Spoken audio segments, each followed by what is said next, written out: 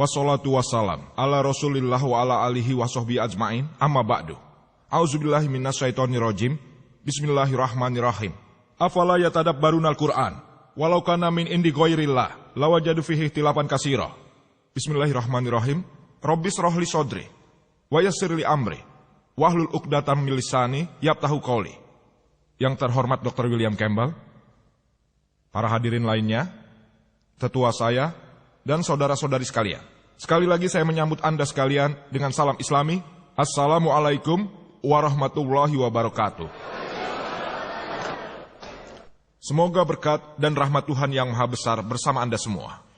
Dr. William Campbell hanya menyinggung 2 poin dari 22 poin yang saya buat. Hanya 2.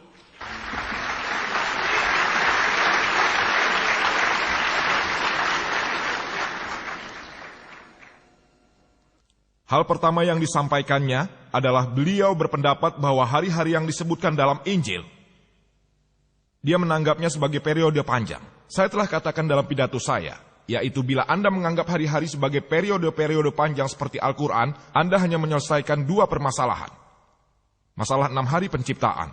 Hari pertama terciptalah matahari dan hari ketiga terciptalah bumi. 4 masalah yang ada masih tersisa. Sehingga Dr. William Campbell cenderung berkata hari-hari adalah periode-periode panjang. Dari 6 dia hanya menyelesaikan 2 kesalahan ilmiah. 4 masalah masih tersisa mengenai penciptaan alam, beliau setuju. Itu bagus. Beliau mengatakan hal tersebut sulit untuk dijawab. Hal kedua yang disinggung adalah mengenai tes ilmiah dari Mark. Bab nomor 16, ayat 17 dan 18, dia berkata, salah seorang temannya yang bernama Hari, apapun namanya dulu, di Maroko, ia makan kuskus. Injil menyebutnya, versi Raja James atau versi internasional baru yang Dr. William maksud, minum racun mematikan, bukan makan, minum.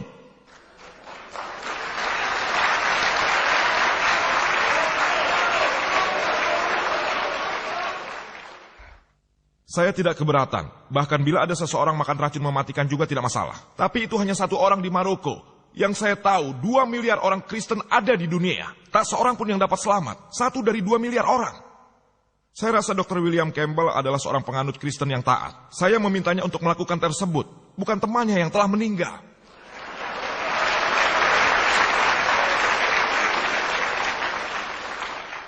Beliau mengatakan bahwa darah keluar dari mulut. Dr. William Campbell, bahkan saya sangat tahu, sebagai seorang dokter medis yang sering menangani keracunan, dan kami menyembuhkan banyak orang keracunan. Jadi alangkah hebatnya tes itu, bahwa Anda dapat sembuh dan melakukan semua hal tersebut. Dan Anda masih dapat berbicara dalam bahasa asing. Dr. William Campbell tidak tahu, bahwa dalam Injil Markus pada bab ke-16, orang-orang di sana berbicara dalam bahasa yang mereka kenal. Dan bahasa aneh. Dr. William Campbell tidak tahu bahwa ada orang India di luar sana. Tentu orang tahu Gujarati, Marathi. Bahkan saya pun tahu. Bila saya tanya Suceh, misalkan bila saya bertanya pada Anda, dengan suatu bahasa tertentu, Nirkut Tamil, tidak ada jawaban. Bahasa asing Nirkut, ada orang yang tahu Tamil atau Malalayam? Ada? Ya, itu bagus. Apakah Anda seorang penganut Kristen? Tidak, saya tidak bertanya pada orang di sana. Anda seorang Muslim? Ini menjadi sebuah tes yang harus dilewati para penganut Kristen. Ada banyak orang di luar sana yang mengetahui bahasa-bahasa asing. Misalnya, what's your name? How are you? Kaifa haluka dalam bahasa Arab yang Anda ketahui. Bahasa-bahasa baru yang tidak Anda ketahui. Dan Anda telah membuktikan hal yang saya kemukakan. Tapi saya belum menemukan 1 orang pun Kristen yang lolos dari tes di hadapan saya. Tak seorang pun dari ribuan. Bahkan sekarang bertambah menjadi 1001 setelah saya bertemu dengan Dr. William Campbell. Yang hanya menyinggung 2 poin. Dr. Campbell tidak menanggapi 22 poin bahasan saya. Dan beliau sudah mulai berbicara mengenai ramalan. Sebenarnya, apa hubungan ramalan dan ilmu pengetahuan dalam Injil? Bila ramalan adalah tes itu.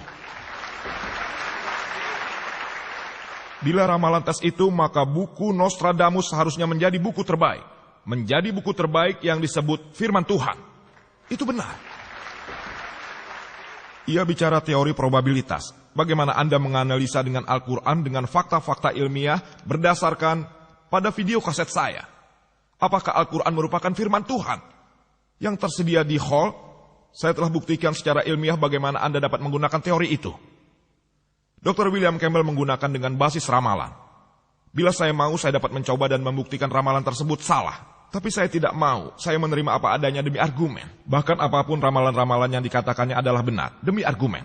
Namun bila tak satu pun ramalan menjadi kenyataan, maka seluruh Injil tidak dapat dibenarkan sebagai firman Tuhan. Saya akan memberikan daftarnya.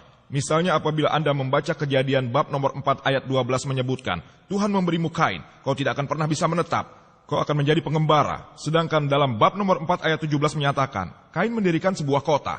Ramalan yang tidak menjadi kenyataan. Dan bila Anda membaca Yeremia bab nomor 36 ayat 30 menyebutkan, Yoyakin ayah Yoyakin, tak seorang pun akan bisa menguasai tahtanya. Tahta David, tak seorang pun bisa menguasainya. Apabila Anda membaca Raja-Raja 2 bab nomor 24 ayat 6, menyebutkan bahwa Yoyakin setelah ia meninggal, kemudian Yoyakin menggantikan menjadi raja. Ramalan yang tidak menjadi kenyataan, satu bukti untuk membuktikan bahwa Injil bukan firman Tuhan, ada bukti lain. Jika Anda membaca Yehezkiel bab nomor 26 menyebutkan, Nebukadnezar akan menghancurkan Tyre. Kita kemudian tahu bahwa Alexander Agung adalah orang yang menghancurkan Tyre. Ramalan yang tidak menjadi kenyataan. Yesaya bab nomor 7 ayat 14 menyebutkan, meramalkan tentang kedatangan seseorang yang akan lahir dari seorang perawan. Namanya adalah Immanuel. Mereka menyebutnya orang Kristen mengacu pada Yesus Kristus yang lahir dari seorang perawan. Kata dalam bahasa Yunani yang ditemukan adalah amlah, yang berarti bukan seorang perawan. Seorang perempuan muda. Kata perawan dalam bahasa Yunani adalah baitullah, yang ternyata tidak ditemukan dalam Injil. Tapi bila Anda setuju, itu tidak masalah buat kami. Disebutkan pula ia dipanggil Immanuel. Tidak ada dalam Injil yang menyebut bahwa Yesus Kristus dipanggil sebagai Immanuel. Ramalan yang tidak terbukti. Saya dapat memberikan lagi banyak bukti yang tidak memberikan kenyataan. Saya telah memberikan beberapa di antara bukti-bukti tersebut berdasarkan teori Anda. Teori probabilitas atau peluang. Bahwa Injil bukan firman Tuhan.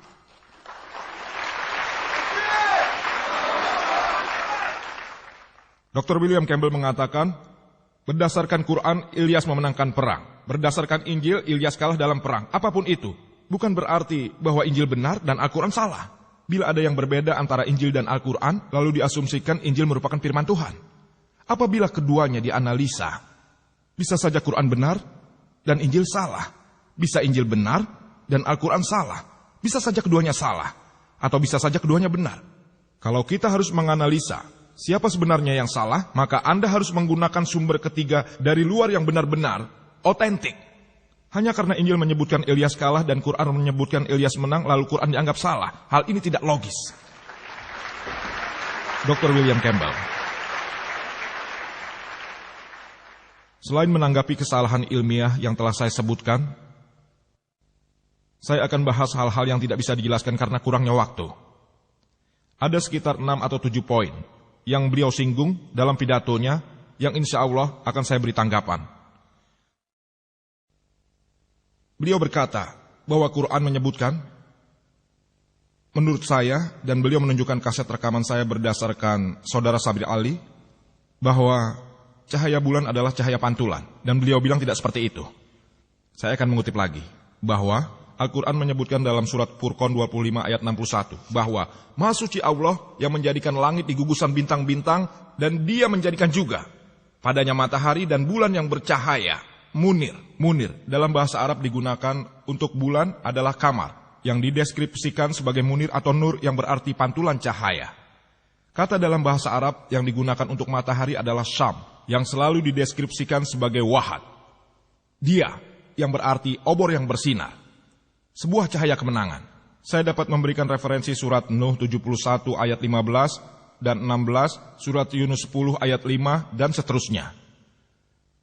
Beliau berkata bahwa bila itu berarti pantulan cahaya, dan dia mengutip Al-Quran lagi, surat An-Nur 24 ayat 35 dan 36, bahwa Allah Subhanahu wa Ta'ala adalah Nurus Samawati wal Ard, pemberi cahaya kepada langit dan bumi. Bacalah ayat tersebut secara lengkap. Analisalah apa yang disebutkannya. Allah adalah cahaya. Nur disebutkan Allah adalah pemberi cahaya kepada langit dan bumi. Ini merupakan sebuah perumpamaan. Sebuah relung yang di dalamnya terdapat sebuah lampu. Kata itu ada di sana. Jadi Allah telah memiliki cahaya sendiri dan bahkan pantulan cahaya. Seperti pada saat Anda melihat lampu halogen. Di dalam lampu seperti sebuah siraj. Tetapi reflektornya seperti rembulan yang memantulkan cahaya. Lampu tersebut tabungnya memiliki cahaya sendiri. Tetapi reflektor lampu halogen memantulkan cahaya. Sehingga kedua komponen